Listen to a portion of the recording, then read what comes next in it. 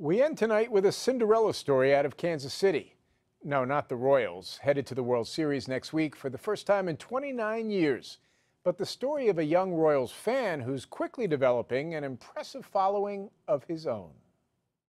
6-year-old Noah Wilson, who lives near Kansas City, will be attending Game 2 of the World Series next week, and he couldn't be more excited. Once my dad told me, I was like popped up and very excited. Noah could use a little lift. In April, he was diagnosed with a rare bone cancer and has been undergoing treatment ever since. Noah's father, Scott. At one point, he had 6 or 7 Band-Aids up and down his legs. I'm almost 7, and all I had were like brown ones and Sesame Street ones. That's for little kids, Noah. That's for little kids, and I'm a big kid.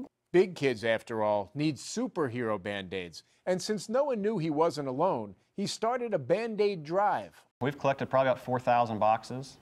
Hang on, 4,000 boxes of Band-Aids? Yeah. How are you? Good, how are you? Watching all this was Noah's neighbor, who launched a social media drive of his own to reward this big kid for the way he'd looked out for others during his own battle. And I'll be your announcer for the Royals. This drive was to raise enough money to buy a pair of tickets to the World Series. In 24 hours, it just went off like wildfire, and they raised almost $10,000. Once the story got out, the ticket service StubHub and Major League Baseball both donated tickets to Noah and his family.